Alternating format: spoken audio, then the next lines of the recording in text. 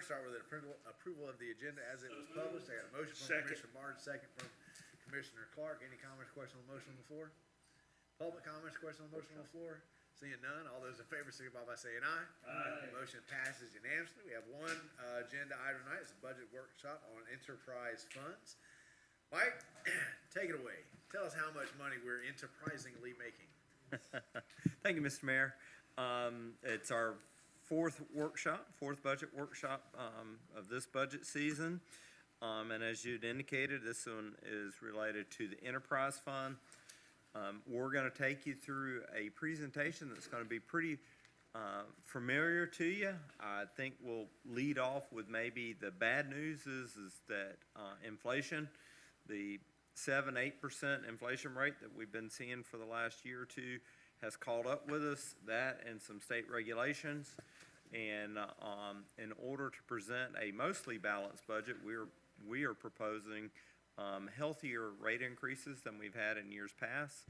And on the wastewater side, a very healthy rate increase has still not got us to a balanced budget. Short of some support from FDEP, we're probably just looking at taking a loss on the wastewater side. We don't think we can propose much more of a rate increase than we already are. So there's light at the end of the tunnel for that problem, and we'll discuss it when we get into that part of the budget presentation. I'm going to take a real downer, Mike. I'm just going to say it right now. I'm going to take a crack at leading the discussion, and if the wheels fall off or I'm just not cutting it, then we'll hand it off to the two experts, Jamie and Dallas.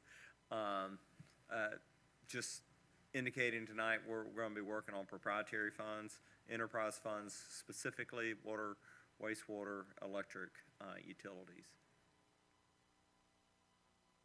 And our budget assumptions, we show you these each time we do a budget workshop, but I'd say half of these are new to the board.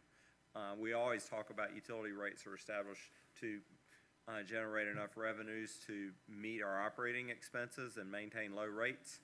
But we have some pretty extensive operational expense increases this year that are being driven by environmental issues, particularly permitting issues. We've got some projections for projects on the electric side that are going to be big capital expenses for us coming up in the future. And the electric department, unlike water, wastewater, we don't have some funding sources. We don't have a capital facilities charge on the electric side. We get funding for capital expansions in our electric system straight out of rates. We don't do that out of water, wastewater. So when it is time for us to take on those larger projects, it would have necessarily a rate impact. And as a note there, the depreciation, you know, that with the budget's direction and blessing, we have been funding depreciation because we do not want to be that utility that doesn't pay attention to the fact that 20-year-old equipment is eventually going to wear out. And so we have a formula to determine what depreciation should be. And I'd say we're in the 10% of utilities that fund depreciation. We propose to fund it, but we are currently not funding it at 100% just because of budget and rate pressures. That's the first year we haven't funded it at what we say we need. We didn't fund it last year at what we would have calculated that we need, if I recall correctly. That's correct, Mr. Manager. Last year, the commission budgeted a loss in water and wastewater, a slight loss. And then there have been several years while we budgeted to fund depreciation, there was extraordinary expenses or our revenues didn't come in quite where we projected. So we didn't quite make 100%, but we were 80 to 100% of the funding we projected, which is vastly better than where we were 7-8 years ago, where we were barely funding 25%. What is budgeted to fund depreciation right now? 100%, or you got 80% in right now? I'm not sure of the percentage, but it is in the wastewater fund, we're underfunding it by about $80,000, and in the water fund, you're underfunding it by about $20,000. In the FY '24 projected budget. That's As the, all in the depreciation, or is that a $80,000 loss, and then we're not funding depreciation on top of that? it's Or an is 80, the it's 80,000 out of the? six if of you one, were half funding dozen the other. depreciation? Yeah, the loss comes out of what you don't fund to depreciation. So anything we don't, any loss you have comes out of that 100% of the depreciation. So we plan to fund it 100%, but we know we're not gonna get there. That makes sense. There's no real loss of money. You're just not, I guess that's the question. you're not funding, you're not you're not funding for the losing money. future. Right. Yes. Yeah, you're not How funding much- for the future If we at lose 100%. $80,000, how much was, if we funded depreciation, how much would we have put in? How much money would we put in depreciation? $100,000? In wastewater, in fiscal year '22, last year, which last year we've fully calculated depreciation, it was $440,000 was your depreciation number. And then the water side, I believe it's $270,000. So the losses that we have, to Commissioner Clark's point, aren't hard losses, they're just not funding the future. Correct. You don't have less cash at the end of the year than you started with. Okay. You just have less cash for future projects. Now, I can see how and you're thinking of it in the correct way. In my own personal budget, it would be, here's what I need to make, I wanna put aside my savings. If I don't put aside the savings, I don't necessarily count that as a loss. I just didn't save much that year. Yeah, right? just whenever we get to the point where we need to use those depreciation dollars to fund something, we're short those depreciation dollars. And as the slide mentions, what really is driving it is, when development comes and they contribute the utility system infrastructure to the city, and it becomes our asset, we have to start depreciating it. And with the amount of construction we have, we're booking a lot of new capital that's driving our depreciation costs. Because previous commissions didn't fund depreciation. Well, yeah, but what he's saying is every year, the amount of capital assets that need to be depreciated increases by whatever we receive through new development. It goes straight on the books, and it increases the amount of depreciation that we need to be setting aside. So a lot of this is we're generating as much revenue as we may have, but the number we're chasing for depreciation is just growing every year because we're taking on so much new infrastructure. But I guess my longevity point is, it seems to me like this commission in the past 5 or 6 years has had to fund a lot of things because previous commissions didn't. Agreed. Primarily thinking of the fire department, right? We didn't. Enterprise funds, we did. I mean, like, General fund. yeah, so I'm thinking, we've had to replace every apparatus in the fire department. We've had to rebuild the fire department building because we weren't funding those things. Trucks, like, what's your, bar? Quint. No, he's got a whole little program. Oh, for replacing Verve. The Verve. Verve, right? Vehicle. Like, that's a new program. All the city trucks were, It's a VERF because he refuses to. You Even though want it's it to be, regulated. you want it to be REV, right? Rev? Yeah. Maybe Yeah. it's Rev. all right, Davey? Well, just as an example, when we take a subdivision phase, we get certified cost off of that, and the road, as an example, one of the last ones that I recall, and the number may not be exact, but between electric improvements we accepted, roadway improvements we accepted, water and wastewater improvements we accepted, that particular phase was over $2.5 million.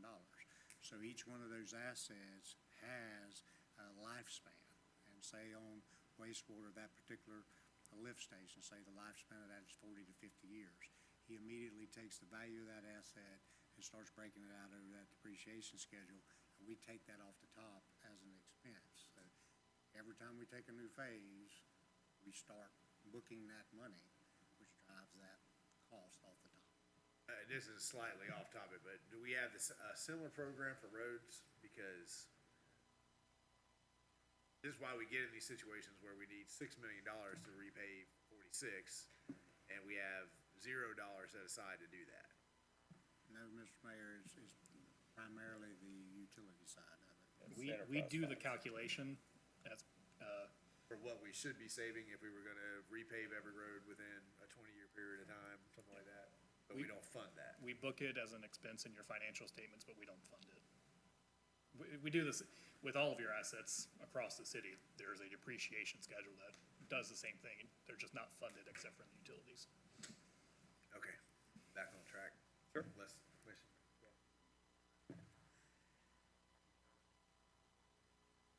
Oh, did I make the last point? Oh, we're seeing lots of increases, as, you know, you're all hearing it in everyday life, but we're seeing it with our proposals coming in for health and liability insurance. Every proposal we're receiving these days is double-digit increases, health and insurance, our utility usage. We're seeing higher consumption. Audit went up significantly. We received a proposal for audit. It went up double digits. It's across the board thing. A big portion of it's personnel, but I guess, I mean, I paid $4 a gallon for gas again today. It's just, we're in a time now where, inflation is really, putting a strain on our ability to budget for cost increase. Right, are the audits mandatory? Yes. So we don't have no, Well, just like the wastewater plant, we get shoved with these things that we have to do and the cost is tenfold. a lot of the audit costs are directly related to the number of grants and loans we have for the wastewater plant, because the So it's state just a check and requires balance. the state requires for each of those programs Okay, an additional audit. I just wonder if we could cut some of them in, you know, It's- but if it's a mandatory, it's mandatory. It's kind of the cost of doing business. Yeah. If you're gonna get a $2 million grant, it's gonna cost you an extra 10 or 15,000 a year For an to audit. do, to go through the auditing process. It may not be that high for one, but.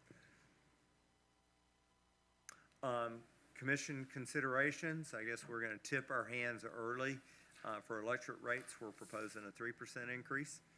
And we're just gonna have a conversation about developing some sort of a price index on electric rates like you, have for water, wastewater. Water rates, the CPI for water and wastewater last year was 7% and some change. I think I emailed that to the commission about 10 days ago. What the consumer price index, or the Florida Public Service Commission price index is for water, wastewater. With water, we were right at that price index and able to maintain rates that would produce revenues to meet our expenses. On the wastewater side, we are not able to do that. We're proposing a 10% increase. We're still expecting to lose money on the wastewater side of things. We'll go into more detail about what's causing all that, and then, you know, our capital improvement program, where we look at renewal, replacement, expansion, and long-term projects and debt. Infrastructure planning, I guess we're gonna start with the good news. Two budget workshops ago, we talked a little bit about the Twin Pairs project, and it was definitely put a somber mood on the commission chambers. We'll spend some time talking about that. We have a much better story to tell today. You guys are familiar with the elevated storage tanks that we're planning to build, our wastewater plant expansion, staffing plan, mostly related to some new permitting requirements that came from the state legislature, and expansion of our utility systems, and finally, the proposed construction of an operations center down at the Newberry Environmental Park. We'll talk about debt issuances as our funding mechanism, and when it would be appropriate to take that on.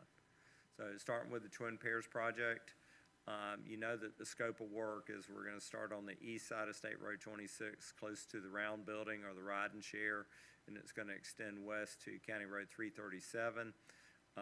The designer completed the 90% mark in April of this year. They've been giving us indications that they're gonna complete the design, December timeframe, and then they're planning to, not start construction until 2027.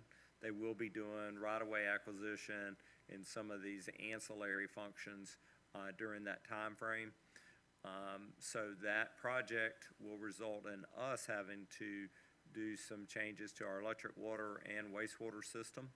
The FDOT is going to be funding improvements on the current existing Northwest First Avenue. By the rules of engagement are that FDOT will pay for the making our utility systems whole as they are today, but if we want them better, if we have an existing 8-inch main and they replace it, they'll pay for it. If we say it needs to be a 12, that'd be a betterment, we pay for it. So there's a couple different words that come up when you're dealing with FDOT. One of them is is betterment, and the other one is compensability. So the portions that we're funding we plan to fund out of retained earnings or debt service, and then that word compensability. We have been working really hard with FDOT. We think there are $14 million worth of utility improvements as we reported it.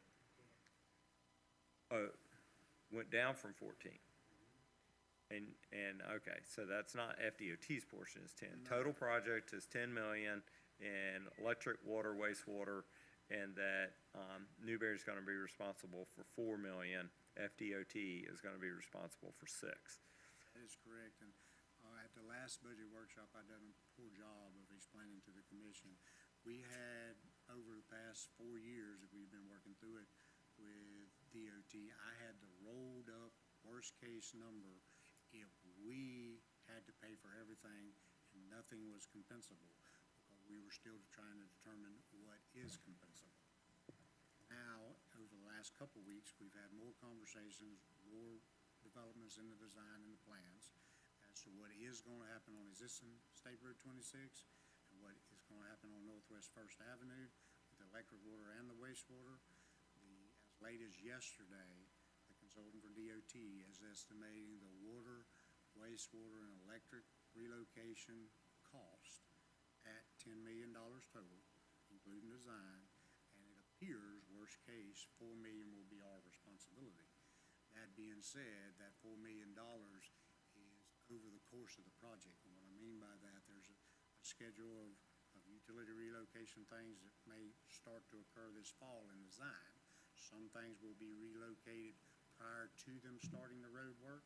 Other things will be relocated during the road work. So you're talking about this $4 million being over the course of 4 to 5.5 years. Yeah, the project should start construction in 27. That's current projections, meaning it'll wind down sometime in 29. So, we're still 5-6 years out on them opening up the road for traffic, and that's when, we'll finish up paying for these improvements, and it'll be spread out over the next 4 or 5 years, or 5 or 6 years, if we move forward on these things. I think the heavy lifting for determining compensability, which pipes we're gonna be responsible for and which pipes they're gonna be responsible for, that will all be determined, I believe, in the next 6 months. I think that's the kind of thing that they wanna know by the time they finish the design, which is scheduled for December or January. So it'll get real intensive negotiations with FDOT, and, it is a complicated world, but they work hard to help us. We'd been really pushing them to fund a water main improvement, and they looked at it, and they came back and they told Jamie and said, look, there's no way for us to fund that water main improvement, but we'll tell you what we're gonna do. We're gonna fund the side streets. So that's kind of how the negotiation goes. Where they have wiggle room, if you can make a case, that they'll offer it, and sometimes they can't do it the way that we propose, and they'll offer an alternative that they think would be equally desirable by the city. So hopefully by January of 24, this uncertainty that we have today, I'd say we have 75% certainty today, it'll move on up to about 100% by January of 24. Commission will be, you'll see agreements, and it'll explicitly state that this is what the city expects to be responsible for, and this is what DOT is gonna be responsible for. Okay, absolutely. And do those dollars compensate for inflation between now and then, or are those estimated 2027 dollars? They are extremely escalated because of the volatility of supplies, labor, whatnot. And to Mike's point, our agreements, sometime in the next 30 to 60 days, I will be back before the commission with some, what they call joint project agreements and work agreements that authorizes the design to start on certain components. Doesn't obligate anything yet as to actual construction, but it's their engineer started designing where our improvements or relocations will eventually end up. All they have now is conceptual. Those should be back before you in the next month. Mike, I think this was in last year's budget. All the big capital outlay programs, road programs. Planning on Newberry's portion of paving the ladders at one. Correct, That FDOT has taken that now. correct. So 4 million is a little bit higher than what we have been discussing, but you really would take the 1 million ladders off of that. Trying to make sure that I'm looking at this holistically, so Newberry is not paying for the ladder road pavements. They end up paying equivalent to that money in other things. Alice looks like he's not agreeing with this, so. DOT has estimated the cost of those ladder improvements that they're gonna bear at $4.1 million. Correct. Okay, That is correct. but is that what your facial expressions were showing confusion on, or? Mr. Mayor, my facial, sorry, I should do a better job controlling my face. The $4 million is less than I think we've been estimating as a total expense. Because if you include what we've estimated we need for the water main movement, the wastewater movements, the electric system I'm movements. just talking about what you guys presented to us in terms of the asphalt cost, not the utilities. And that was a little over one, because we were specifically talking about road impact fees and what they could pay for and how much. And actually, it wasn't the impact fees on that one, it was the county Infrastructure infrastructure sale tax. that could go for it, so it was just the asphalt cost, so that's not the utility cost. Gotcha. But I wanna make, if Newberry's portion is 4 million, that is higher than what we've been anticipating. It's a whole lot less than the 14 million that we talked about a couple of weeks ago, which even at that meeting was 7, right, cause we're there at half. But within that, we still have over $1 million of savings in asphalt that was gonna go down that we. This 4 million is utility related, and we have always reported that as water, wastewater, and electric, but if you go back for the last 5 years, I think our total estimate would have exceeded $4 million. I think we're probably sitting in a better seat today than we have been at any point in the project. Right now,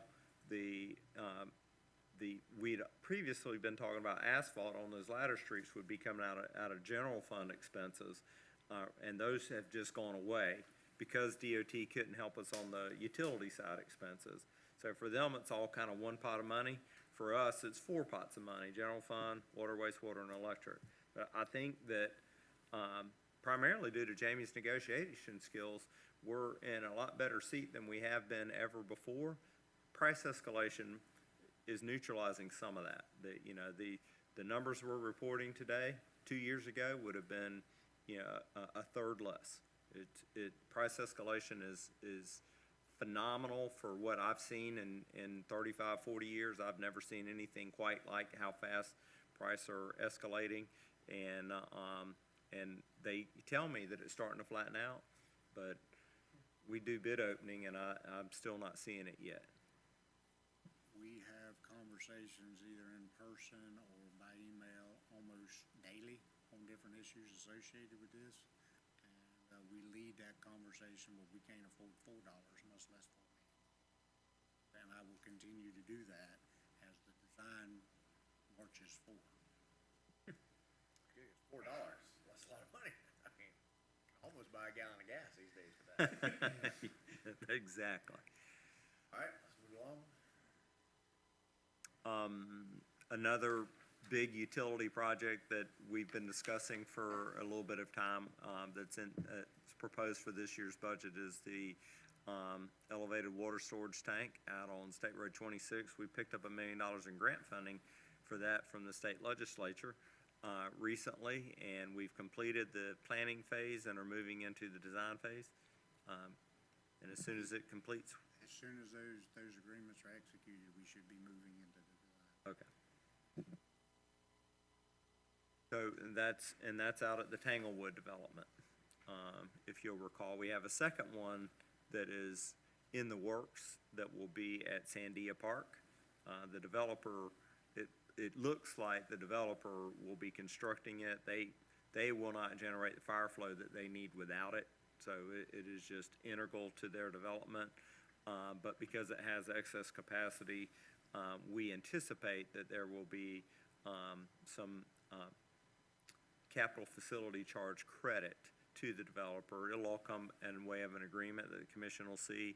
But if he spends, $4 million on an elevated storage tank, and the math dictates that he needed $2 million worth of that capacity to make his development move forward, and the other $2 million is just beneficial to the citizens and residents of Newberry, then we would likely entertain a $2 million credit in water cap charges.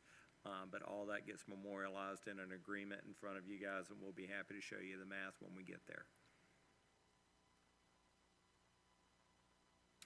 Wastewater plant expansion, I realize this is a brand-new project that y'all have never heard anybody discuss.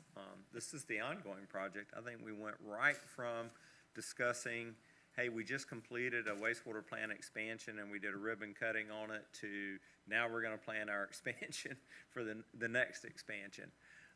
So this year, we've been going through a permitting phase.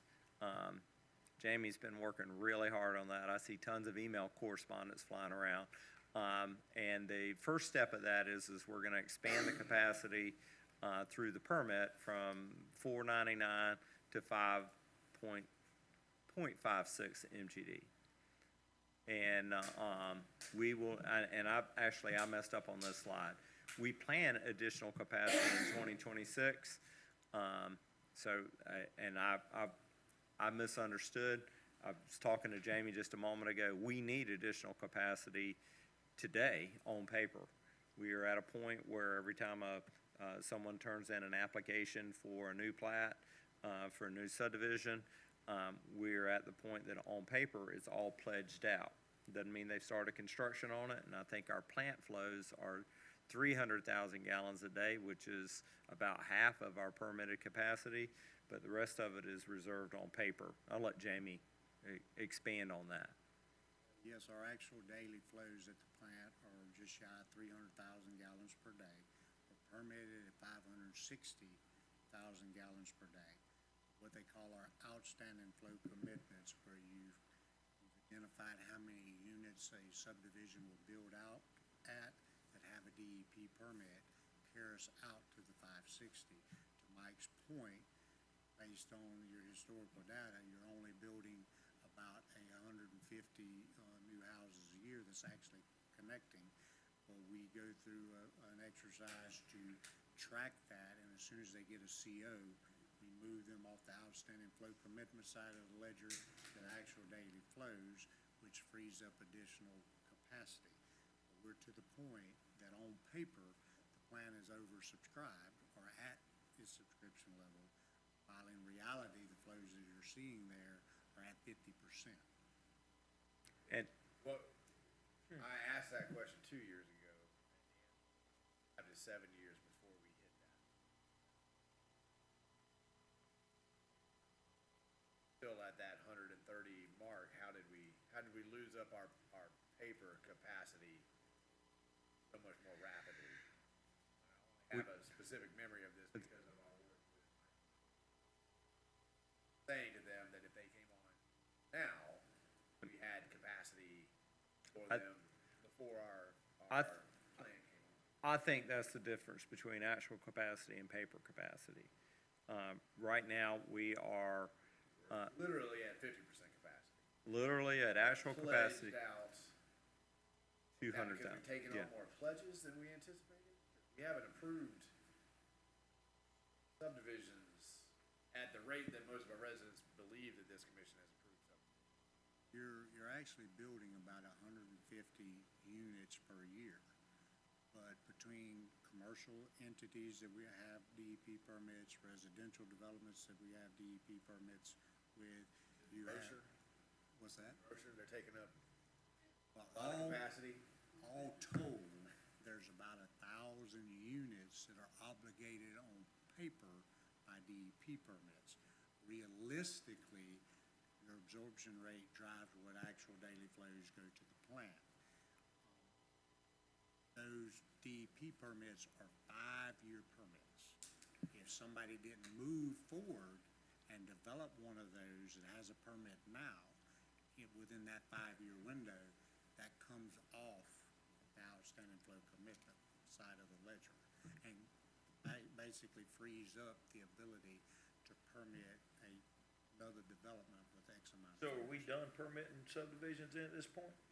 That's the As, as far as DEP wastewater collection permits, there's 2 places that I have to sign for capacity.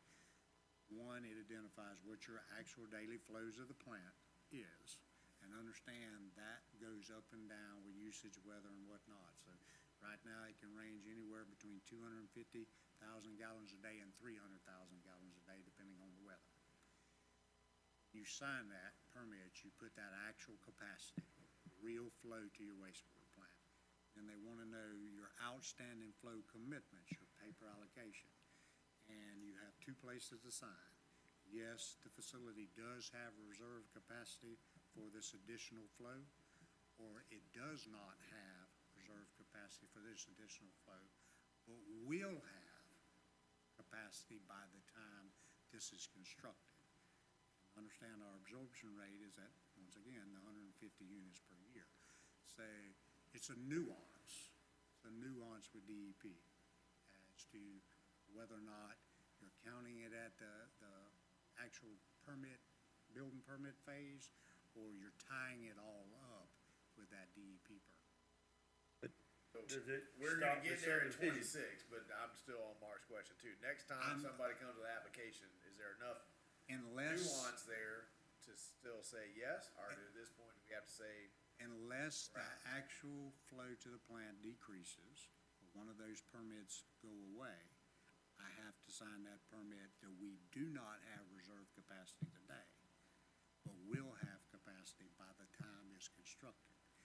You have to demonstrate that that build-out is over that window. And the commission will not be in a position presently, with the way things are today and the way we think they're gonna happen for the next 3 years, of having to tell any development, proposed development, that similar to what we've been seeing, that we don't have capacity for you. If some industry rolls in that's really unexpected, well, all bets are off. But if the next 5 years look like the last 5 years, we have a little more than 5 years worth of capacity. We would run out of capacity sometime in 28 or 29. Based on actual daily flow. Yeah, there's the reserved.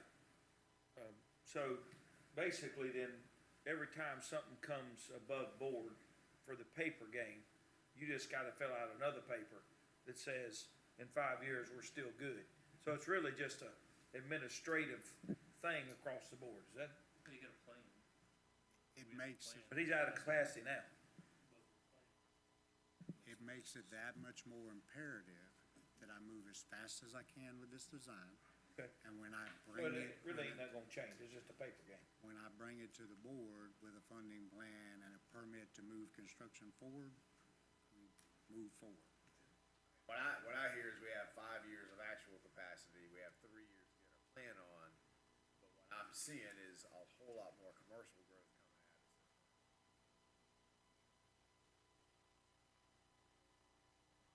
5 years of capacity, I mean, and I hope that is the case, because we all want that commercial growth.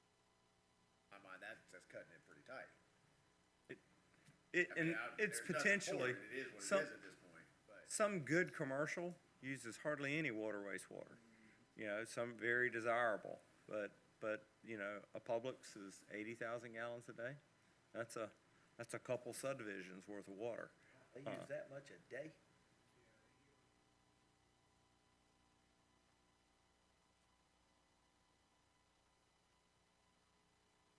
So it's, but, I would say for, when you get to a 20 million gallon per day plant, and someone says, well, you're at half capacity and you're gonna be out in 3 years, you laugh. But when you're a half a million gallon per day plant and you're flowing at half capacity, well, hey, I got 50% of the capacity. Agreed, but it doesn't take that many homes to eat up the rest of it here. So it's just a much finer margin that you're dealing with. And, that our expansion is gonna take us to 1.2, and be a lot more breathing room when you get inside that 5-year planning window, which is the typical wastewater plant planning window is 5 years. That's when they want you to start. When you're at low flows like we are, small plants, 5 years can eat up all of your capacity.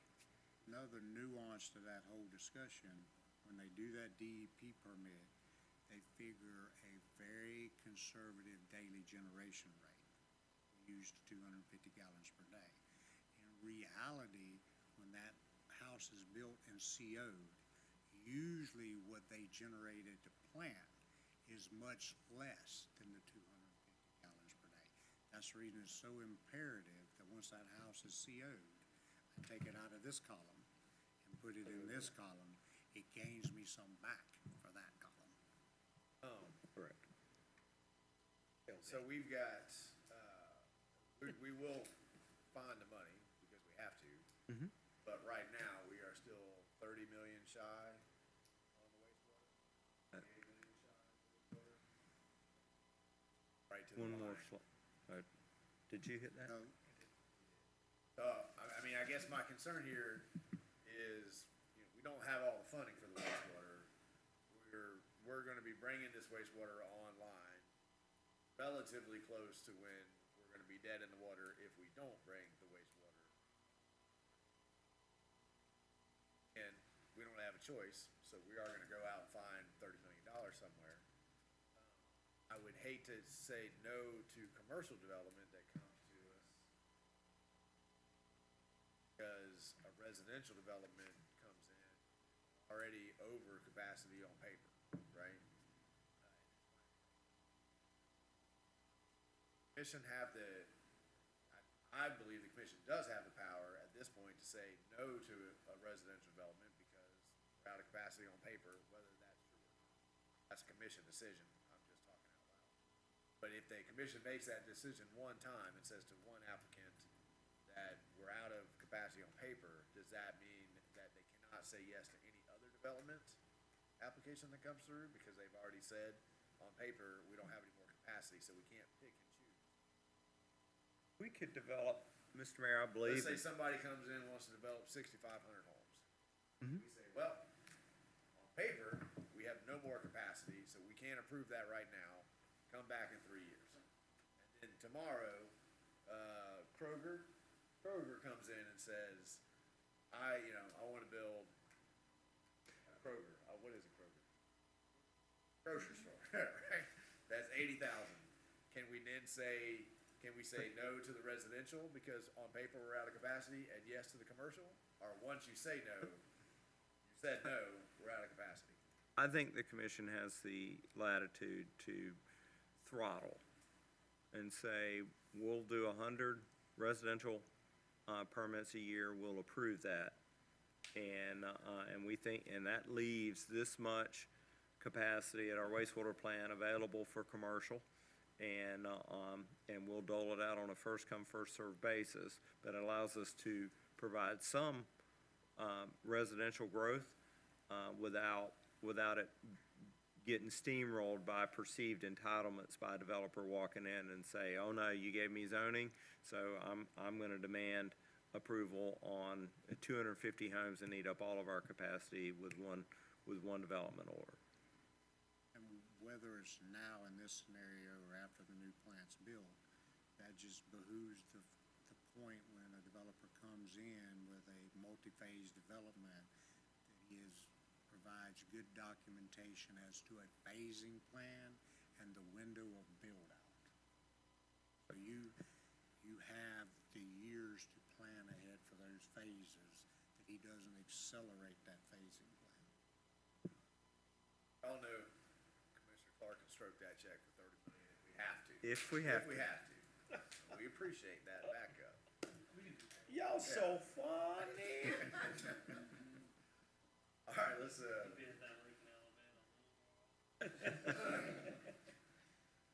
were we done with that slide? We were. Okay. So, and then, Real quick, Sure. before, when Mike and I, or we went down to this FMAA conference, I had, a nice conversation with, and Mike, I don't know if you know him or not, he's the city manager for Clewiston, an older gentleman. And, we were talking about this, our city. And, he got full funding, almost like $40 million over time for his grants that he wrote. And he writes it. That's what it's kind of his specialty. So my question was, hey, even though you got your money already, could we pick your brain to help us too? So whoever our grant writer is, I mean, I just suggest that we, he was open to it. And we ask and seek, funding. So this taxpayer, I mean, the taxpayer's on the hook for it all anyway, but we shouldn't be in debt for something we are mandated to do at $40 million.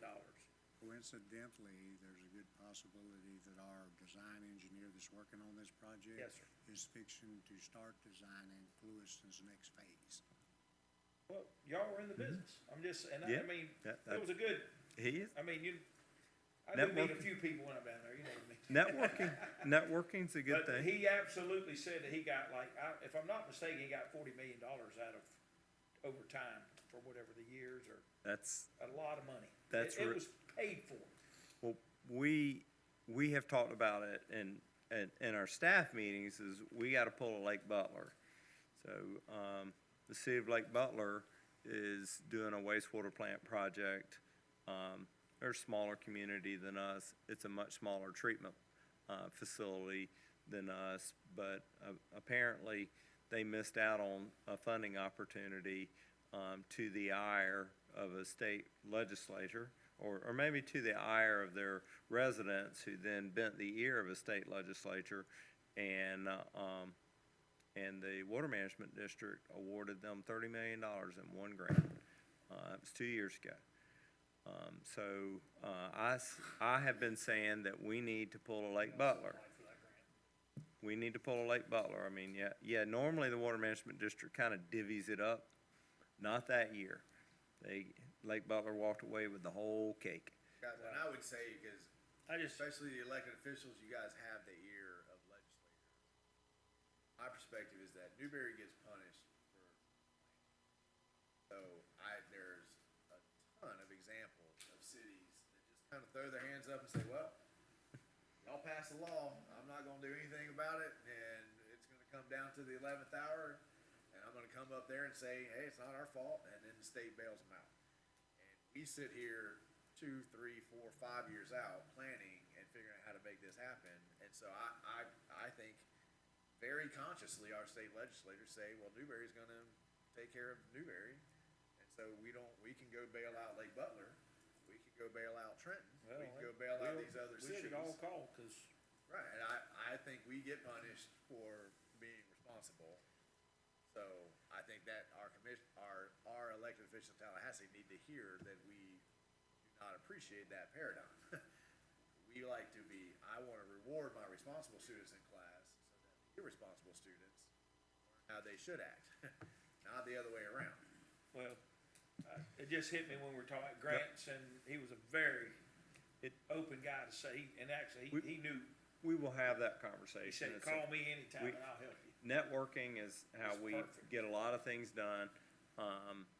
And to the mayor's point, though, that grants through the Water Management District are ones where elected officials can really help. So, I mean, Representative Clemens has been very helpful for us. The Lake Butler District is his cousin, Representative Brennan, who shows up around here a lot. Well, Yeah, he got frustrated and called Hugh Thomas, who's the executive director of Swanee River Water Management District, and the next day, they got a $30 million grant. So I'm not saying that that's the tack we'll take, but I do know that that's how political these things can get. I would like to, if there's anywhere to go, or when you do something or know of something, I'd be glad to, you tell me who to call or who to talk to. If you run into Hugh Thomas, He's the Newberry's, he's a good one to start with. He's the executive director. Chuck Brennan is another one to I'll get have with those you offline and get conversations. some names. But Dallas pointed out that, you know, on this slide, we show that to date, we've got $17.5 million in grant teed up for the wastewater plant, and we're gonna need more. We're trying to limit what we get by loan to 10 million because of the rate impacts that we think it would have. I'll be honest, there's a little bit of wiggle room in that, but I think that for today, 10 million is the right budget number. Tell you, if we get to the very end and it's a $12 million loan that we have to take on, it's not going to bust our rates so wide open that we can't recover. Just, we won't enjoy the lowest rates in the region like we have been for a lot of years. So we're working on this, but this is the next 2 years, the most critical years that we could have in Think we trying get some to money. solicit grant funding for our wastewater plant expansion. You have something else? Yeah, just for the commission's edification, we had a discussion with our grant team and funding team yesterday. They are preparing a $8 to $10 million ask in one program right now. We are beating every bush and shaking every tree. I know you are, And- I And we advise that we really appreciate $7 million grants, seven-figure grants, not 7 million. Seven-figure grants are awesome, we'll never turn them down, but we need an 8-figure grant. The deficit we have in funding, we need somebody to be finding us 10 million or 12 million or 15 million to get us over the hump. 31. There'll be some room to breathe if we can come in with something like that.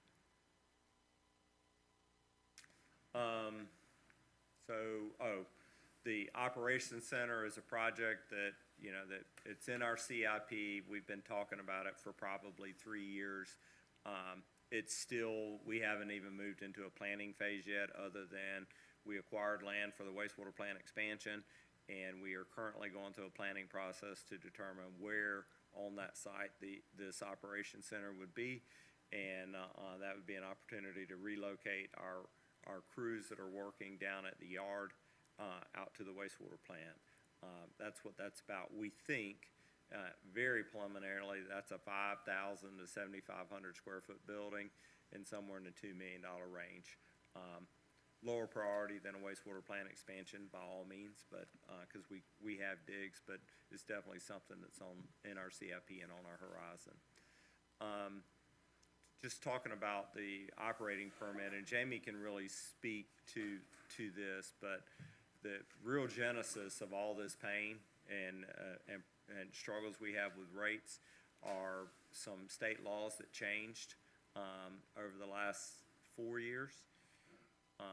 And those state laws get implemented to us through a wastewater permit, and we just happen to be one of the first communities in Florida to need to renew its permit after these laws changed.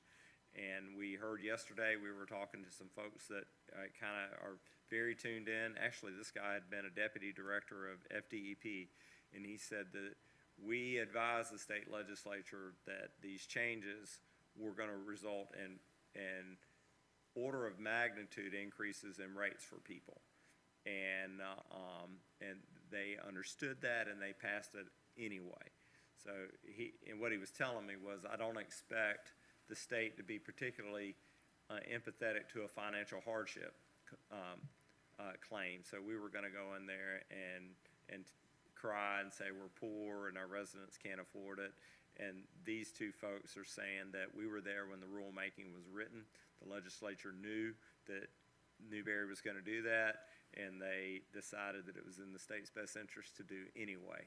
Oh, Chucky, baby. See, that was a little bit disappointing to hear this guy say it, but they both were at a senior level in DEP, had a lot of familiarity. But our new permit, it increases our capacity, which really helps us, but it is causing our sampling to increase fourfold. The amount of sampling that we do, that will increase the cost of sampling fourfold. The staffing requirement, we're going from 10 hours a day, 5 days a week.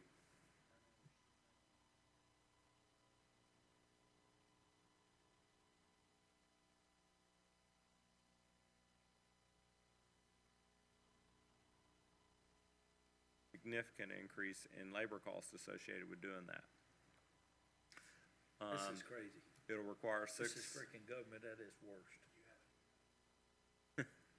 He's right. Will require 6 additional operators, and we discussed it with you last year, and we kind of agreed that a bit of a step in period for wastewater operators, and that we're still continuing along those lines as we're planning an additional operator a year as we move towards this plant expansion. The biosolids requirement has been the primary driver for why we can't balance our budget, our wastewater budget. Maybe best for Jamie to just explain it, because it's pretty complex. Do you want to go to the slides? Sure. Oh, I've skipped right past that sucker. Picture of the Capitol building, cost drop. Government. Mayor caught it. He sure did. I tried to go back real quick. The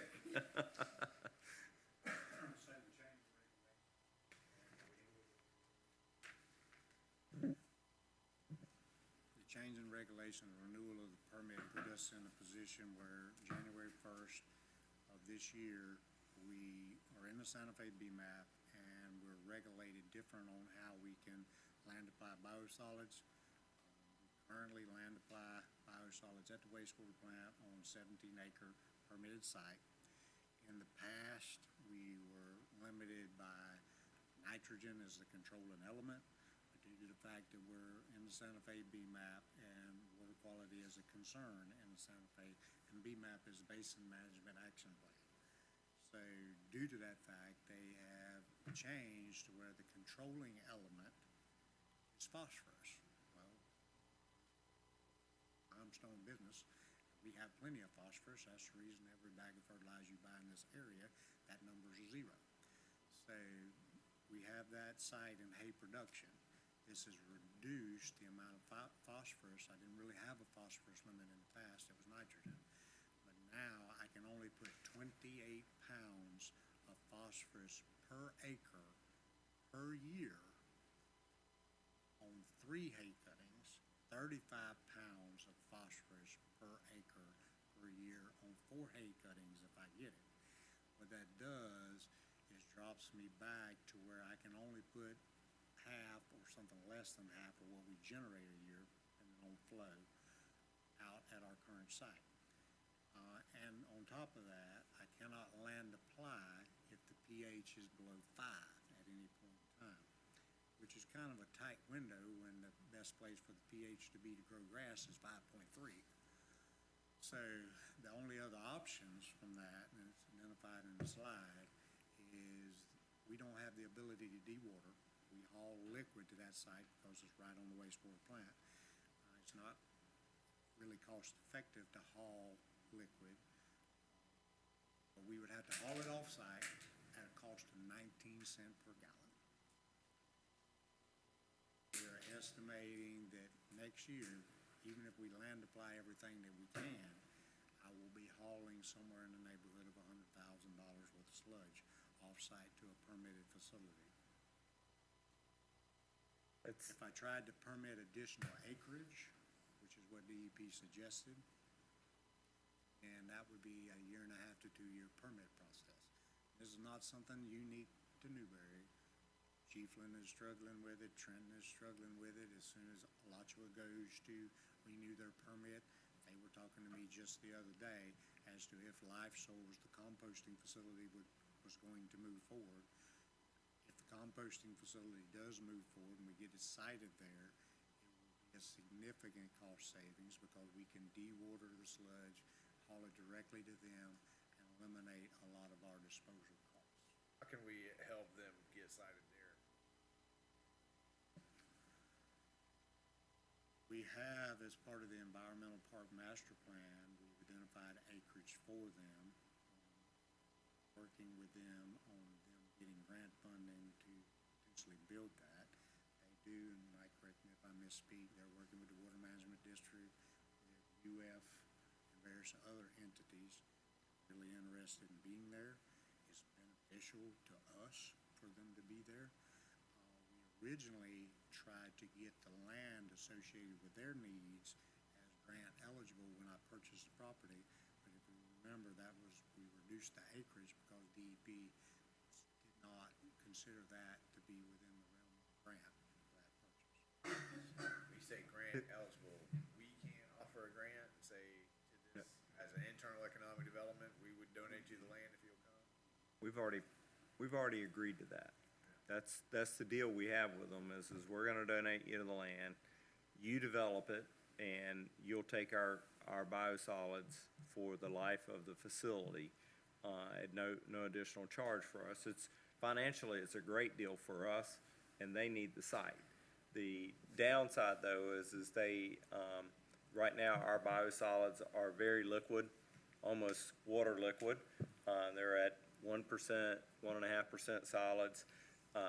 They need it coming in at about 18% solids.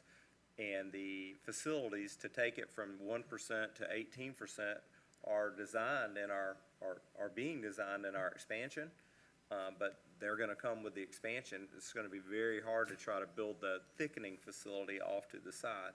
So I feel like, poor Jamie, I've been burning his ear about it, and there's not a thing he can do about it, and he shouldn't have to shoulder my frustration. But we're gonna do something for 2.5, 3 years. We're gonna see expenses of $100,000 to $150,000 a year, that when our new treatment plant goes online, it'll just go away. And it's not cost effective to try to build those facilities ahead of time. And, we were speaking to the experts about it yesterday, and they were telling us, look, DEP is they're not gonna hear the financial hardship, I guess my complaint. question is more, how can we make sure that, in my mind, if they start now, they're 3 years away from build-out construction being ready to go there as well. I wanna make sure that timing is, I don't want us to be online in 3 years and they still haven't. No, They haven't done design, construction, site planning. they should be online. Right now, when I have conversations with them, they'll be online the same time as we will be. They'll likely be online ahead of us. Their construction is way cruder than ours. They get a couple, they'll put up a metal building, what do they call those it's not even a fully metal building, it's got a skin on it. Canopy. It's like a canopy building, and they pour a little concrete and they anchor things down, and, they do their mixing with big articulating loaders.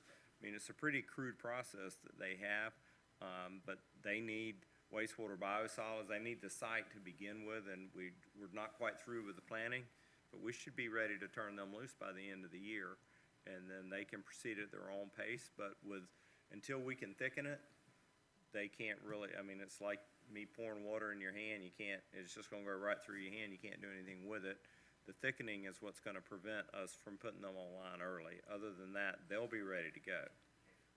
I was just saying, put some sand with it. Good idea. The ways we can help them, and we're actively working on that, is one, get them located on the site. Get them located on the site, make sure that we address the stormwater for the whole site so they don't have to have it on their site. We get the water, the sewer, the electric, and the roadways to their site, because that's what they need from us. Our How many funding more team has slides also are we been, gonna have anchored towards Tallahassee here? I just need to all of them. Our funding team's also been, right there with Michael being a downer here, okay? our funding team has been working closely with Life Soils as well to apply for grants for them to help them come. We've applied for 2 or 3 grants so far to help them locate here. Wastewater biosolids definitely, what's making our wastewater rates a struggle for us this year. Nothing moves quick. So to that point, we've been negotiating, debating, and arguing these permit conditions, or I have, with the assistance of a consultant for 22 months now. I just got the final answer within the last couple weeks. And final bullet point down there is that in addition to all these other things, just the reporting requirement, that they're mandating in our permit costs us an extra $50,000 a year to prepare, report, to comply with their expectations. Sounds like some damn John Birch Society stuff. We are required, No idea where that came we are, re- Government. we are required, based on the 50,000. administrative order conditions of our permit renewal, to provide them a written update on our biosolids and on effluent disposal and progress towards building the plant every 90 days, and an annual capacity analysis report back to the capacity side as to our actual capacity versus outstanding flow commitments annually, every year until the plant's operational. So we've laid the groundwork. Do you have any questions? We'll get to rates What? next. I think I'm gonna go to the bar. We should just bring. What happens if we just can't meet?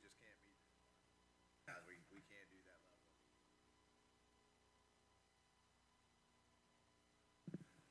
You don't meet your permit requirements, you jeopardize the grant funding that you've come up with now, and you potentially don't get any additional grant funding on top of that.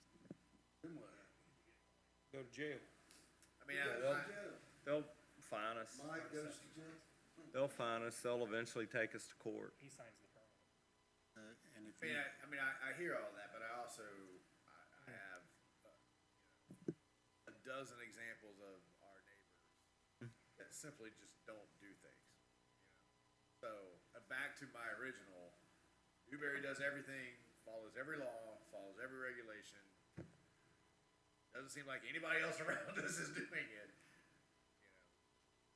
What really happens if we just say, we can't do the 16 hours a day, 7 days a week? We can't afford that. they move you into a consent order and assess a fine per day until you gain compliance. But to your point in your analogy with your students, it does appear, and it has my entire career, that sometimes bad behavior gets rewarded. I mean, Jamie was having a conversation with one of our sister cities the other day, and they weren't doing any of this. Some of our sister cities are approving entire neighborhoods on septic tanks. I'm not bad mistaken, the city of Chiefland has to have their wastewater plant online about a year before us under the same mandate. I think they just now hired the consultant to start that process. We're about 2 years ahead of them now, and they have to be done a year before we are. So that ain't gonna happen. Well, and they told him that they felt like that by delaying that they'll just get more help from Florida. Yeah. That's what, heck with it then. You wanna try it?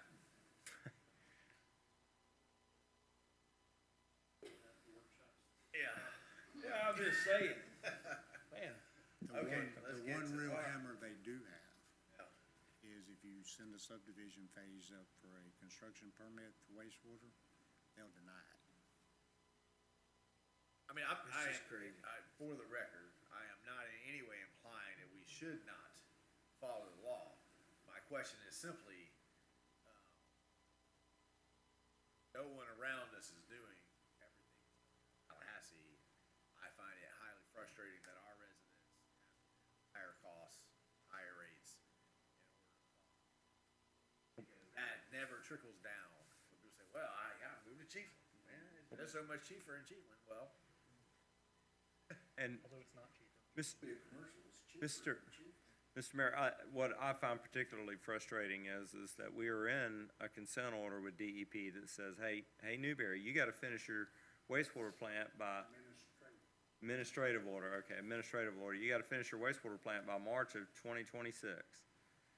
And they know, they have the preliminary engineering report, they know that we're gonna thicken our wastewater at that point and not have to haul it at 19 cents a gallon, the way it is.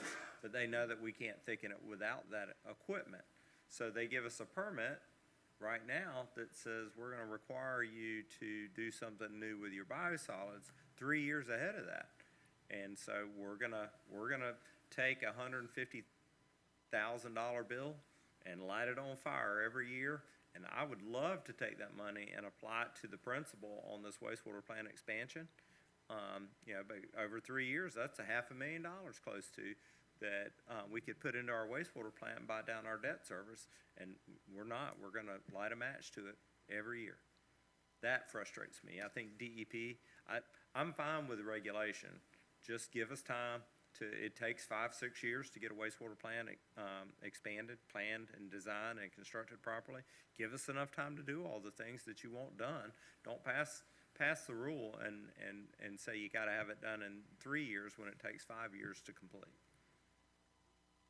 What are we doing with it now, Danny? Right now, we basically pull it out of the bottom of the plant, as he said, basically liquid. We land apply Right. it on that 17 acres. We track our application rate, we report it and all that. But what the new law just came, bound our hands on it, now we Correct. gotta get rid of it before our plant comes online. Correct. I just can't land apply it out there in the quantities that I have. There we are. So most of these cost increases, I mean, there's inflation, and we know that, but most of our cost increases are due to legislative change. Exactly. These are regulations.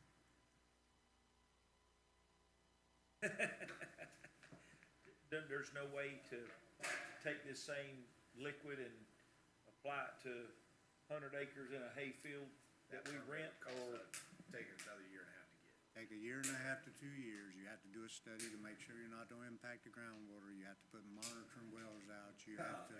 Yeah. You gotta have a study. Been here long enough. Starting. You gotta have a study. yeah. Anyway, sounds like our hands are tied any way we do to big government. Did you say doo-doo when we're talking about wastewater biosol? Man, oh man. So jumping into proposed rates, we'll start with our electric utility rates. We are proposing a 3% increase. We are splitting it between customer charge and our energy charge. The average impact, the impact to the average residential customer would be a little less than $3.50 a month. And Dallas has included on this slide a question about CPI increases. Our electric rates don't anticipate a CPI increase. Our water and wastewaters do. We report that to you every year.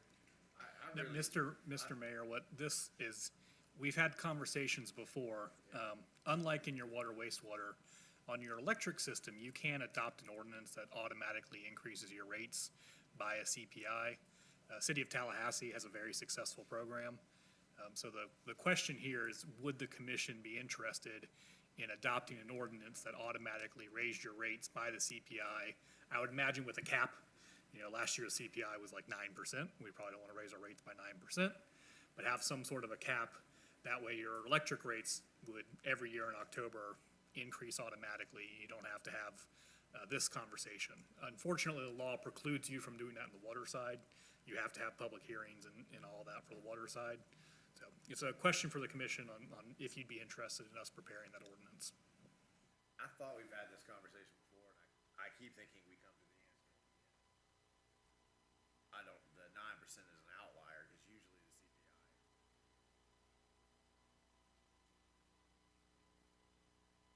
sort of naturally moves up, because looking at the numbers, it's, financial impact isn't as significant, but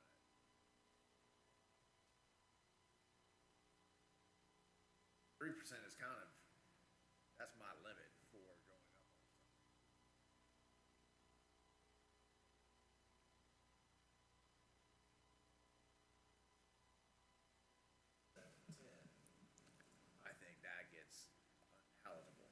You could absolutely adopt the ordinance that says it's the CPI or 3%, whichever's lower. We can, I think this is what happens in this conversation, it's always in a workshop, so it's not like we're making a motion, but we need to give direction to staff whether to bring that back. and I think we can start by just transmitting for informational purposes what Tallahassee's electric tariff looks like. The language, here's the language. And, we can have a discussion at an upcoming meeting, and if you give us direction, we'll prepare the ordinances and we'll be off to the races.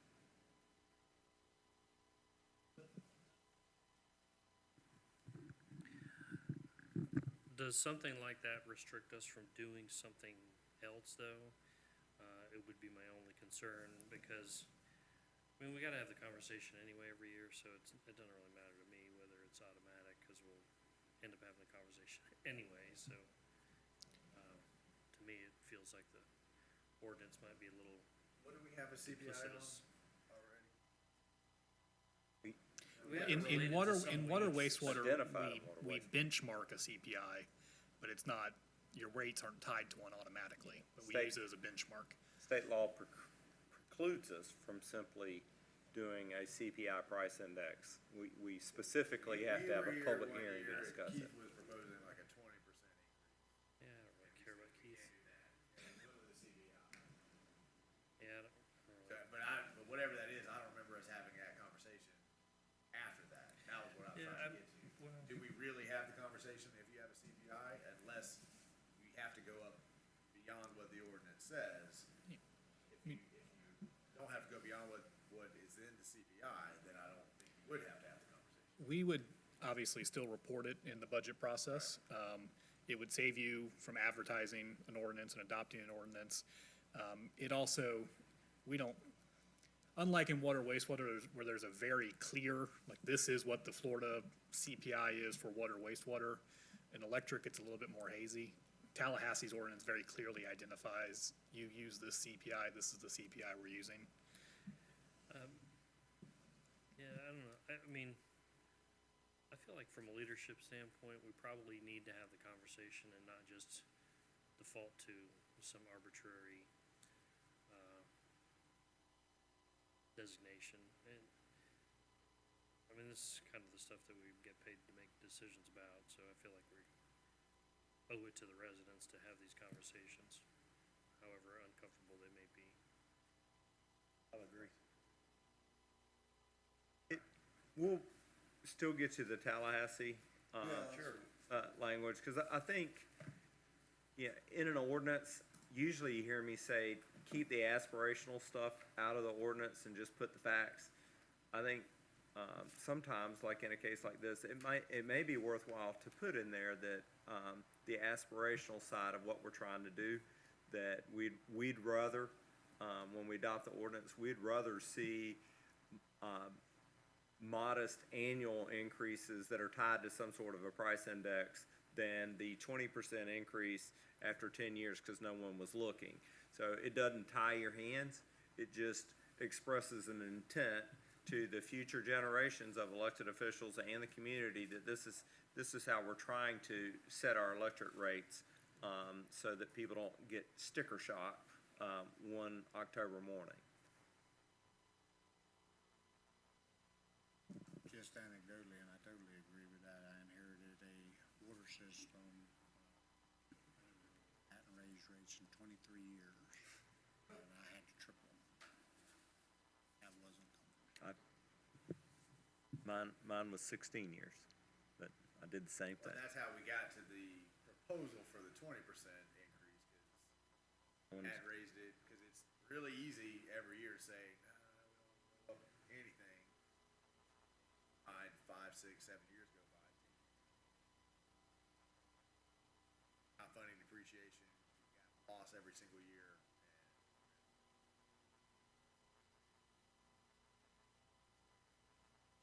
Proposed rate change, just to let you know where we are with regards to electric rates. We show you this periodically. We've spent the better part of the last 2 years on the right-hand side of this curve, a little uncomfortable. But FMPA's fuel pricing has really started coming down. We learned a little bit about that at conference. The big swing in natural gas affected us negatively for 18 months or so, but we seem to be in a much better place, and you can see, compared statewide to the rest of the state, we're getting on the proper side of the curve. That's it for electric rates, and then proposed water rates. We're proposing a 7% increase, which is just slightly lower than the price index. It will result, if the commission elects 7%, it'll result in a little less than $2 a month increase in their water rates.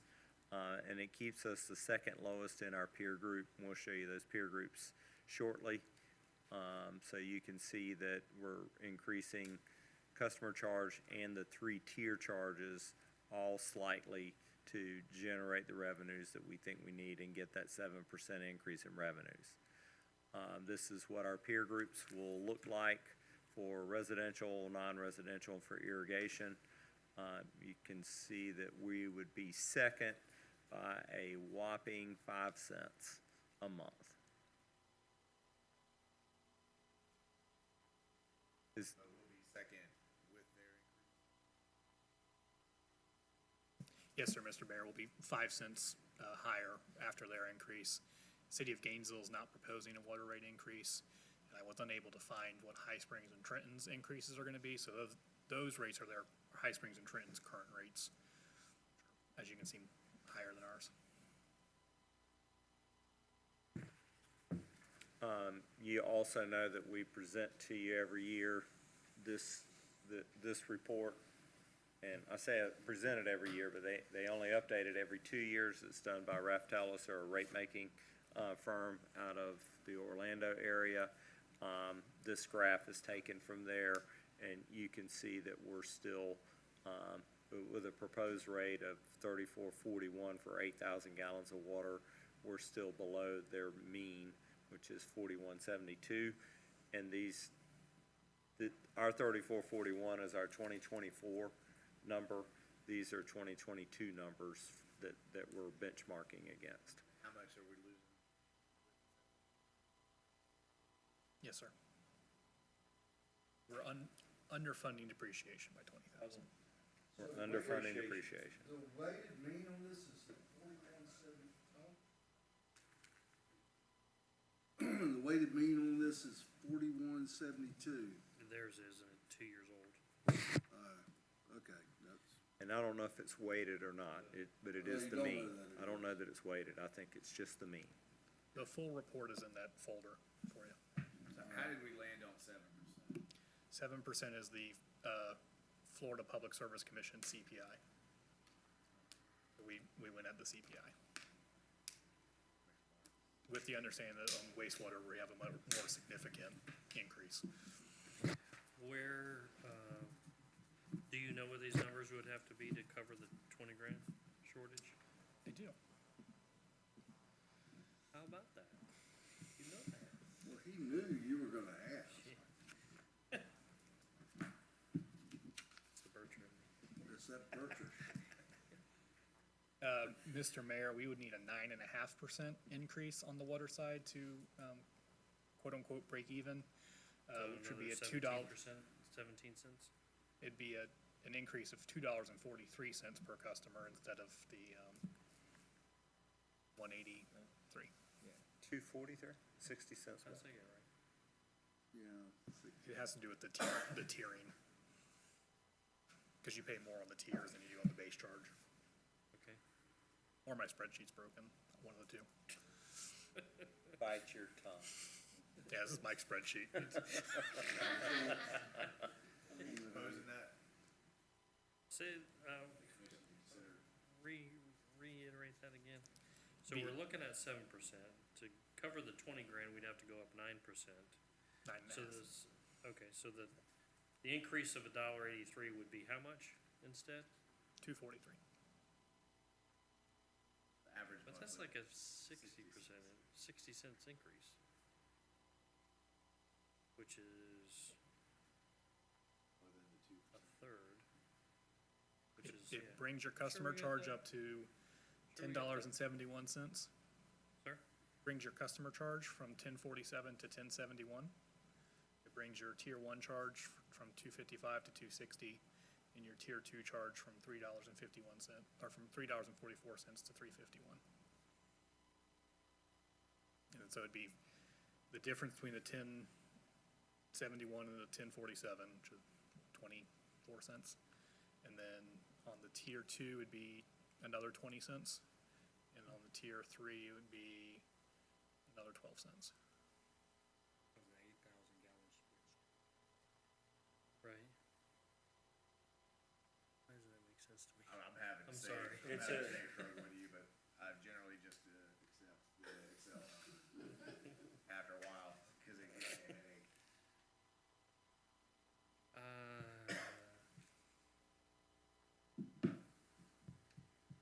It's 20 grand, would we be able to find 20 grand somewhere else? Like Jamie's salary? Okay, let's get it through everything, I guess, and then we can holistically look at. Before we go there, I know I've had this conversation with Jamie, I've asked Mike. I ride around the subdivisions, I don't know where we are, and I know there's a, Jamie, you give me a, we're only allowed to pump so much water per Swanee River. Which is always government holding us to something. But they're punching wells in these subdivisions left and right. Every time they punch a well, we lose money. In my eyes. Correct. Maybe I'm wrong, but we lose money when they punch a well. They pay $4,000 to punch a well to get rid of a irrigation side. But we gotta deal with Swanee River Valley telling us how much water we can pump to be able to lower the irrigation side, to be able to keep these people from punching wells. So where is the heck is a happy median to try to get these rates down to allow people to irrigate, or find a program that we can get people on a different meter or on a different pumping system to be able to still make money, cause we're losing money every time they punch a well. We have had conversations, Mr. Mayor, Commissioner, with the Water Management District about permitting residential wells for irrigation. Say they don't have a mechanism to preclude that. So as long as the cost of putting that in and the difficulty to put that in permitting wise and otherwise is cheaper than what they would pay in the long run by getting an irrigation meter, they will continue to do so. I got that. My question, how do we get them to up our water thing so we could figure out a plan to charge irrigation people so we're still making money off the water? When I went, Instead of losing that completely, cause that's probably the 8,000 gallon number when they're irrigating.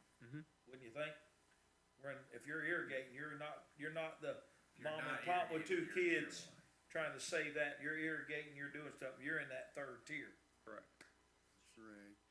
And when we went to renew our permit, they'd only give us a 5-year permit. They made us model it from Jasper all the way down here to try to determine our impact. And we had to demonstrate that we were offsetting any increase that we were asking for.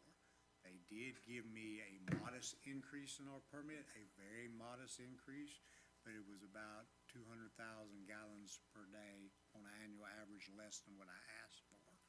They said, when we come back in 5 years from now, I know I have to demonstrate a total offset of what I'm asking for in the increase and justify what I have now for the city.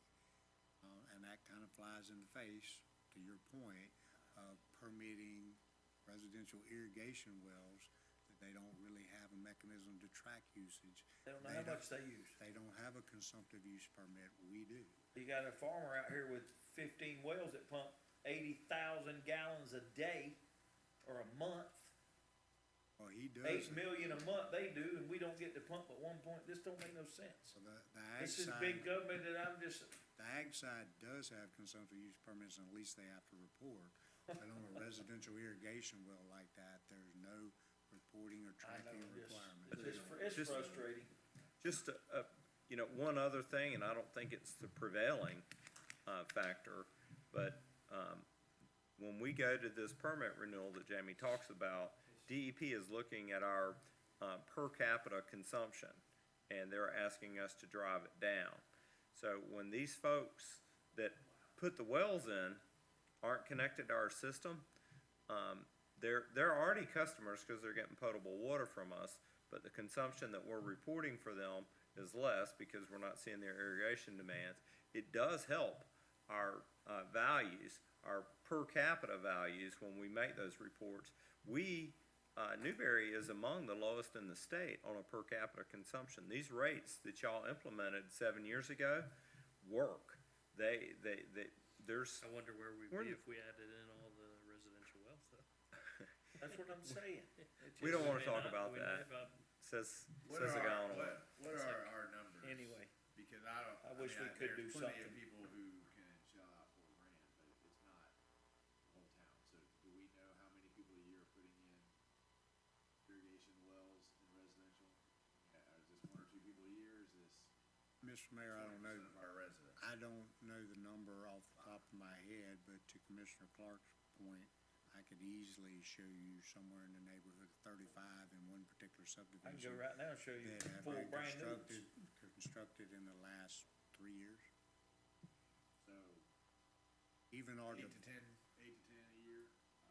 I would venture to guess it's more than that. Even the developers put in irrigation wells to irrigate the common areas. Mm-hmm. We just lose money every time we do it, Mayor, you know what I'm saying? All right, move on. Kinda defeats the purpose of the reporting. It does. And, We and, can't pass and, an ordinance saying that that's not allowed. You can. You can't pass an ordinance saying. You could limit people's ability to put in irrigation wells, easier than the water management district. The water management indicates that they don't have any laws supporting that, and they're not gonna touch it with a 10-foot pole. But if we wanna solve the problem locally, we have the authority to do it. They say that, and the county says that in every discussion. You do have some language in your code of ordinances now that speaks to well permitting, but it's more associated with like electric. Okay.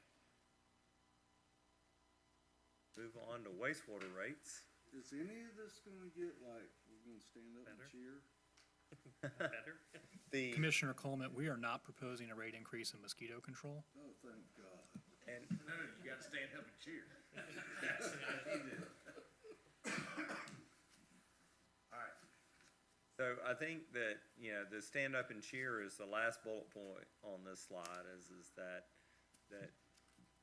within our peer group, we're still the second lowest wastewater, rate residentially, probably commercially as well. We are proposing a 10% increase in wastewater rates, and even with that, we propose to underfund depreciation by $70,000, $80,000. The average impact of our 10% increase is about $5 a month. Coupled with the water increase and the electric increase, we're talking about $10 a month on the average utility bill. To fund the gap, it'd be a 16% increase in the wastewater side, which would increase the average customer's charge by $7.23. Total or more? Let's, would you guys like to see that all on a side by Yes. side? We'll do that. Please, yeah, okay. Yes? Yes. Proposed. I know, I'm kinda Break feeling, even. I'm kinda feeling at a rip the Band-Aid off moment. Thinking out loud. And I don't wanna catch Getting myself back in the budget groove. doing anything knee-jerk, but So this is a look at where our proposed rate is for 2024 compared to the rest of the state. What'd I say? water. Well, let's see if there's a wastewater one. There is. Look at that. I'm already Went the wrong direction. Look at there. Okay, so, here's our proposed, monthly wastewater rate. And this is a statewide survey. They're presuming the average customer is using 8,000 gallons. Our average customer is actually less than that at 6. So So really, that should all slide down the scale just a little bit. But we're below the state average regardless. Get that one? Here's us compared to the rest. You can see that our charges with the proposed increase are about $50 a month for residential in the peer group. We are just behind High Springs, who may or may not have a rate increase this year. Yeah, I was gonna point that out. We're second in the group behind High Springs, but those are High Springs' current rates. And I would imagine they're gonna have a rate increase this year as well. I reached out to them, I know they haven't responded yet.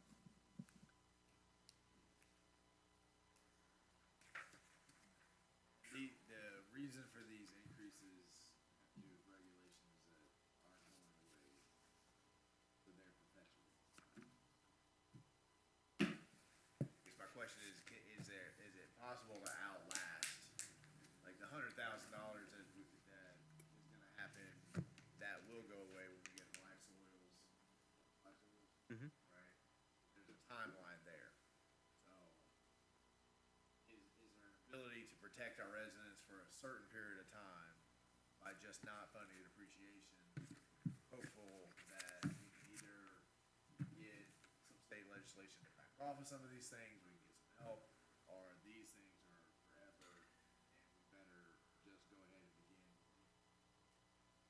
up on them now, so that we don't end up with a large increase. Well, probably perpetual. I hate it, but. I don't foresee the environmental issues backing off. Our legislature couldn't be any more conservative, more to the right than they are. All this legislation that they're passing has a big, long, thick report about the fiscal impacts, and they have determined that these changes are necessary. So I don't foresee, I mean, the biosolids thing will be a short-term duration. The rest of it's forever, as far as I can tell. Well, also, and Jamie can speak, better to it, but when the advanced wastewater treatment plant comes online, our operating costs will shift. We'll have higher operating costs to run that plant, so effectively, we'll take the majority of that biosolid cost and roll it into your other operating cost to offset it. So you may not need as much of an increase in the future, but you're still gonna have to pay those costs one way or another.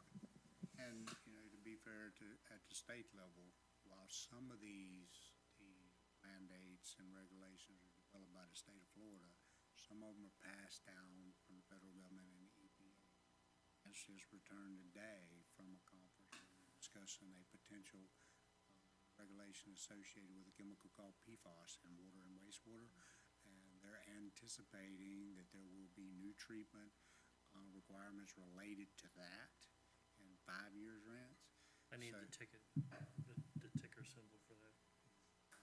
So we are trying to ensure that everything we're aware of like that is part of the design. While we may not design a treatment component for it, we situate it where if it becomes a regulation, we can add it with as low a cost as possible.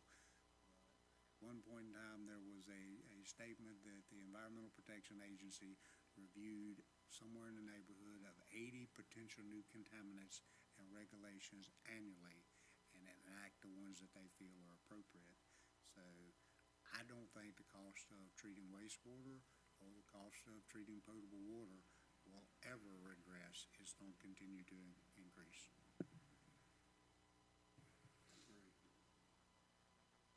Best we could hope for is to slow it down. Get a new government at the federal level. And maybe Tallahassee too at this point. All I mean, time. we have a resident who's fond of saying that you used to band together to create a city because it decreased the cost of living. Yep. And now it seems like for a long time, but the reverse is true, that it's much cheaper to put in a septic tank and a well and not be part of all of this. I don't know that it was necessarily true the first time he said it to me, but it's certainly heading in that direction now, for sure. There's some validity to that statement, but, kinda on the septic tank anecdotally, another condition of the Santa Fe BMAP is if somebody wants to construct with a septic tank, or wants to repair their existing septic tank, beyond a certain level of repair, that BMAP mandates that they contact us, the health department, and ask, does the city or whoever the authority having jurisdiction have a plan to extend centralized wastewater to this property in the next 5 years? And if the answer is no, which I always say no, because I can't guarantee that we as an entity will have the funding to extend, then they now cannot permit a conventional septic tank. They are required and mandated to put an advanced wastewater septic tank About 3 system. times the cost. Exactly. So that's anywhere in this BMAP. That's anywhere in this BMAP. That's another unintended consequence. It's a condition of what they are using to protect water quality. And every year there's proposed legislation about just, septic tank maintenance. I think, when I was a young lad in the business, once you put it in, if it didn't back up on you, you didn't fool with it. And every year they wanna have legislation that says, no, you gotta inspect them every 10 years, you gotta pump them out every 5 or 10 years, you gotta do reporting, all those types of things, to protect the environment further, but it all results in higher cost. I mean, the cost to pump a septic tank is $1,200. Not quite that bad, but I do know that all the land applications now move to Gilchrist County because you can't permit a land application for septic in Alachua County now. Can't do what? Can't permit. Just like we permit our biosolids for land application, in the past, septic, you would permit to land applied. The majority of the counties, and Alachua County is one of them, the majority of counties in the state of Florida are not allowing land application of septic anymore. To my knowledge, I do not believe that there's any land application sites that are still permitted in Alachua County. Every septic tank that's being pumped in Alachua County is being land applied in Levy or Gilchrist. And one potential, alternative to land applying that septic after it's treated is building a receiving station at a wastewater plant and letting them come to the wastewater plant and dump it in at, for a reasonable charge to treat the septic that they're discharging to you. Pretty good, then they buy another 40,000 acres that we can't use anyway then, right? Top of the 30-something thousand they already bought. Okay, is there anything left for staff to present to us tonight? Is everybody good and depressed? Sounds like you guys don't want us to. We need to, No, that was it. No, it's good. It really is just a shocker. When you sit in, it's a shocker that we are mandated and ain't given nothing. I guess my question about this slide is that when you talk about capital improvement programs in terms of enterprise funds, these are not things like City Hall, roads, Correct. right? These are capital improvement plans within those enterprise, Mr. Mayor, it's those this, things, this right? handout. Yes, sir. So, I don't want people watching at home to get those two things. You to say, well, y'all can solve all these problems, just don't build City Hall, right? Those are two different funding sources, two different programs. So I just wanna make sure that folks watching at home, cause I spend a lot of time trying to explain the difference between government, proprietary, those kinds of things. Because Commissioner Barton said it in jest, but I do think that when we're looking at this many increases, it's also time to go back and see what can we cut, what can we tighten the belt on in other areas, to try to mitigate some of these. I don't know what that is. I know it's always a bad idea to ask the commission that question, cause we'll take an axe instead of a scalpel, to those kinds of things. But I can tell my fellow elected officials that it does no good to tell residents that their costs are going up because of Tallahassee, right? That just sounds like you're passing the buck and you're blaming other people and you're not taking responsibility, right? I'm not saying I think these are directly tied to the legislation coming out of Tallahassee. I'm just telling you that they're doing good. Try to explain that, right? So, again, anything over 5% increase I get really uncomfortable with. But I also, I don't like not funding depreciation. We had to fight pretty hard, to implement that as a policy, so, a lot to think about on this. And Mr. Mayor, you'll recall, I didn't announce it at this budget workshop, but I mentioned before, the department heads have sat down with their team and they have reduced their operating budgets by 5%. We anticipated, we were working on this, we're seeing this reality, and we're seeing it on the general fund side as well. And so the budgets that they have put together, we handed them all back. They reduced them by 5%, turned them back in, and those are the numbers we're currently working with. We understand, we're the same way. We hear it from residents too. We know that they don't care what's happening in Tallahassee. They want us to keep our cost and charges down, and we're doing our level best from a staff perspective. But I think that's, we need to try to help with that messaging, that we have reduced our internal costs by 5%, but because of external factors, we're having to go up, even though we're saving money. And Mr. Mayor, I think it's important as well for residents to know that we do offer the lowest rates. Even with these increases, we are some of the lowest rates in the area. So while painful, we are watching it very carefully. Yeah, exactly. I feel like I should know the answer to this question, but this looming $40 million plus treatment, if we're not able to figure this out, what would be our cost and or expansion capacities if we didn't have the Archer and the High Springs elements involved? When we report those numbers to you, Yeah, that's just Newberry's share of the pie. It won't change. Actually, having Archer and High Springs may help lower our Yeah. cost because of, we can spread some of those fixed costs amongst Yeah, other but users. The 40 million is Newberry's share. that qualifier is, yeah, that's what I should have known. Okay, thanks. Other final thoughts, comments? Staff, you got anything? No, Anything sir. you need more It's all, direction on? it's all the good news we can share in one night. Did we, Unless we hear otherwise, we'll prepare ordinances with these rate increases. We will not prepare the CPI ordinance until given other direction. In September, When are we gonna schedule that, so we can discuss it? And this, you don't do that in the workshop. well, CPI and all that. right. I mean, I didn't hear anybody that wanted, you said you didn't want to see the Tallahassee. We'll transmit that to you. I looked it up while I was here. It's like one sentence that says every year in October, the rates will increase by the CPI. So there's not much to it, but And was there any interest in having staff prepare, this is the proposed, this is what covers depreciation? We'll do that. I'll transmit that. Well, absolutely. Running tally of all the decisions that we have to make before we put all this in the final budget and say, okay, you guys wanted to see. We do have one more wrap-up workshop where we can finalize. Did y'all finalize that date? Finalize Finalize that date? The first public hearing, sorry, I found my phone.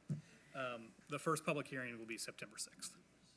It's the Wednesday before the previous. He's asking about the wrap-up budget workshop. not Yeah, the first. Oh. y'all had moved up, I'm not, something had moved and, the one that moved was the public hearing, the first public The hearing. September The one I 11th emailed hearing about last moved. week and Randa reached out about. yeah. That was the public hearing. August the 30th. That's the wrap up. That's the wrap-up. Wait a minute, And then a week later, we'll have the public hearing. yeah, I don't So have. there's just been some mix-up in some of our, cause I, It's been changed. The first okay, budget let me, hearing is the 6th of September, correct? Correct. August Slide 30th, it. 6 PM, final budget workshop. August 30th, Mayor? August 30th. And then the first budget hearing is the 6th of September. Correct. 7 PM. 6th of September. Yeah. I don't have nothing for the 30th. Final budget city council. workshop wrap-up I've got for August 30th. But that, And then- September sixth, there a holiday, is that? The Monday's the holiday, the 4th is the holiday. So that's What a regular time is, commission meeting. I don't have it. So We're what gonna time do a is the budget August hearing, one? or are we having a special meeting just for It's the a special meeting for the budget because the school board moved their public hearing to the same day as our normal day. September 6th, I think. You promised to explain a niece? There you go. So we have the workshop on the 30th, and then we'll have the first public hearing is on Wednesday instead of the normal Monday. Is that what you were asking for explanation? I brought licorice, yeah, so you can, Oh, licorice. for a niece. Yeah, Ah, you guys all, all of that. Yeah. All right, is that, so that's for everyone to share after Yes. this? absolutely, That's please what do. it is. I see what Please- you're doing. please, here, Anissa, right? any Here's some questions? increases, but here's some candy. Yeah. Black licorice is about all we could afford. All right, Mike said we should just go get drinks instead. Didn't warn you. everybody knows the future workshops and hearings? Yeah, I think I'm good. The workshop on the 30th, I think